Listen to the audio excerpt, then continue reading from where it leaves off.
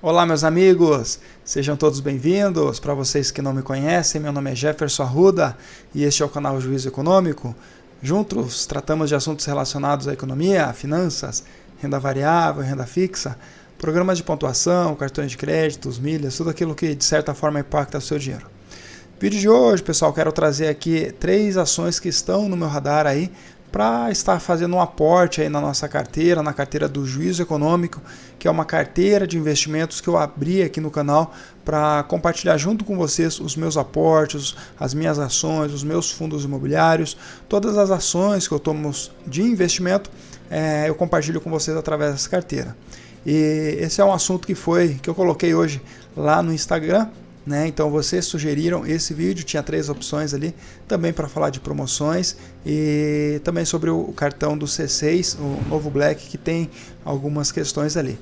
Então esse daqui vocês colocaram ali com 57% de ganho, Nós vamos trazer aqui para vocês essas 3 possibilidades que estão no meu radar e eu quero compartilhar um pouquinho com vocês de forma rápida, tentando passar aquele assunto de forma clara com vocês, sem entrar em detalhes muito complexos, porém tentando passar com a maior clareza possível.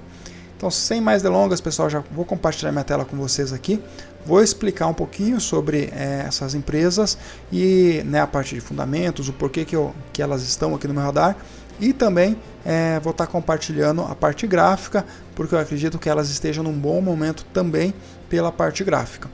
Se esse vídeo de alguma forma te foi útil, não se esqueça de clicar em curtir, se inscrever se você não for inscrito e encaminhar também para as outras pessoas. Se ficar alguma dúvida, coloca nos comentários, algum termo que eu falar aqui que vocês não conheçam, pode colocar nos comentários que com certeza eu vou estar respondendo. Lembrando, pessoal, que tudo o que eu compartilho aqui é de uma maneira educativa, Estou aprendendo, montando a minha carteira e também compartilho com vocês isso. Não é nenhuma recomendação para vocês comprarem ou venderem qualquer tipo dessas ações ou desses ativos que eu mostro aqui. Beleza? Bora lá pro vídeo então, sem mais delongas.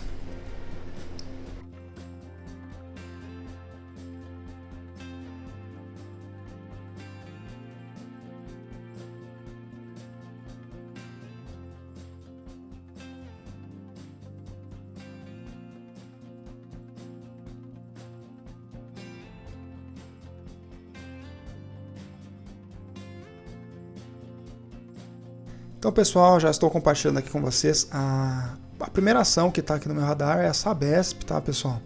Eu não vou entrar no nível de detalhe muito grande para não ficar muito extenso esse vídeo. Se você se interessar, tiver dúvidas, coloque nos comentários, me mande lá no Instagram que eu tento trocar uma ideia contigo e a gente tentar clarear alguma coisa que não tenha ficado muito explicado, tá? Então aqui, pessoal, site do Investidor 10, um site bem legal, vou deixar o link na descrição, você pode acompanhar várias ações, tem informações gráficas, fotos relevantes, indicadores financeiros, e é legal para você dar um overview geral aí sobre a ação. Aqui a Sabesp, pessoal, então a parte gráfica, você vê que basicamente está de lado aí nesse ano, então nada muito chamativo, porém é uma empresa que tem um potencial de crescimento, eu já explico os meus motivos de estar escolhendo ela, tá? Além disso, a rentabilidade, que nós tivemos uma rentabilidade negativa em um mês, aí eu tive em 3 meses uma rentabilidade positiva, em um ano 3, se levar em conta aí 10 anos, você vê que ela teve uma boa rentabilidade, uma rentabilidade real também boa. E aqui a parte de indicadores, pessoal, fundamentalistas aqui, é legal, aqui você pode comparar com setor, subsetor, E aqui você vê que são indicadores bons, pessoal, tá? Nada muito acima do esperado, até porque o setor de saneamento ele é um pouco mais limitado, Por enquanto, a parte de regulação fica um pouco a desejar, Porém, ainda existe uma boa expectativa no setor. E com relação aos indicadores, você vê aqui um preço sobre valor patrimonial um pouco acima, preço sobre lucro de 12,82, um dividendo baixo para o setor, uma margem líquida boa, uma margem de 15%, poderia ser melhor, porém esse setor você não tem muito né, como otimizar essa margem. Você tem indicadores assim, ok, pessoal, tá? Não vou entrar em todos aqui, né? Tem um ROI acima de 10, então critério que para mim acho que é ok, assim, né? Poderia estar melhor, lógico. E aqui para baixo você tem o histórico dos indicadores, então você pode comparar com os anos anteriores para ver se ela melhorou ou se piorou, tá? Também aqui um checklist, que é legal que esse site ele te dá alguns critérios que eu levo em conta também, não só esse que está aqui, mas também outros, né? Mas ele fala que a empresa está com mais de 5 anos na bolsa, teve lucro aí nos últimos 20 trimestres, né, dos últimos 5 anos, um ROI acima de 10, tem uma liquidez boa, né, acima de 2 milhões, uma empresa também nunca deu prejuízo em ano fiscal, uma dívida sobre o patrimônio pequena, né? Então, uma empresa boa, né? Teoricamente, assim, sem muito o que almejar, mas também sem muita questão para desvalorizar ela, tá? Aí um pouquinho aqui da Sabesp, pessoal, o que eu acho interessante, além disso, os fundamentos estáveis, digamos, e o gráfico possibilitando um crescimento pela visão gráfica, com alguns pontos bons de entrada, a gente tem aqui o anúncio que o governo, né, de São Paulo indicou, né, a privatização aí algumas semanas atrás, alguns meses atrás, acho que 2 meses, 1 mês e meio atrás, indicando ali a privatização da Sabesp, e isso de certa forma é positivo, né, pessoal, porque os investidores eles entendem que uma empresa privatizada tem muito mais a crescer do que uma estatal, né, na visão de maneira geral dos empreendedores, dos investimentos, eles entendem que isso daqui possa ser positivo para o crescimento da empresa. Não só isso, né, pessoal, a Sabesp também está passando por um processo de reestruturação. Então é um processo, um turnaround que, no meu ponto de vista, ele está sendo bem positivo, né? Então você vê pelo próprio plano de demissões voluntárias que eles fizeram, conseguiu acho que mais de 1.400 pessoas ali fazendo esse plano de demissão voluntária, o que vai conseguir dar uma enxugada, dar uma reestruturada, né? Também o governo sinalizou que vai ali melhorar, né, a regulação do setor, possibilitando que essas empresas consigam investir mais para conseguir expandir, para entregar um serviço melhor e, consequentemente, ter ali uma melhora, uma administração nos custos e nesse controle, nessa gestão, para ter ali uma gestão mais eficiente, mais eficaz, com uma margem melhor. Então esses pontos são bons pontos que eu acho que possa fazer com que essa empresa cresça bastante, né? Então essa empresa tem bastante ativos também, né, pessoal? E você vê que o valor que ela entrega está abaixo desses valores dos ativos, então você conseguiria ainda conseguir expandir ainda mais a eficiência dela, utilizando os próprios recursos que ela já tem. E o governo fazendo essa regulação, melhorando um pouco o setor, ela vai conseguir ainda aumentar, né? Então a sua gestão, lógico, tem que investir na expansão, tudo, mas você consegue ter uma melhor margem, uma melhor administração. Por esses critérios, pessoal, essa é uma das candidatas para entrar na minha carteira aí esse mês, tá?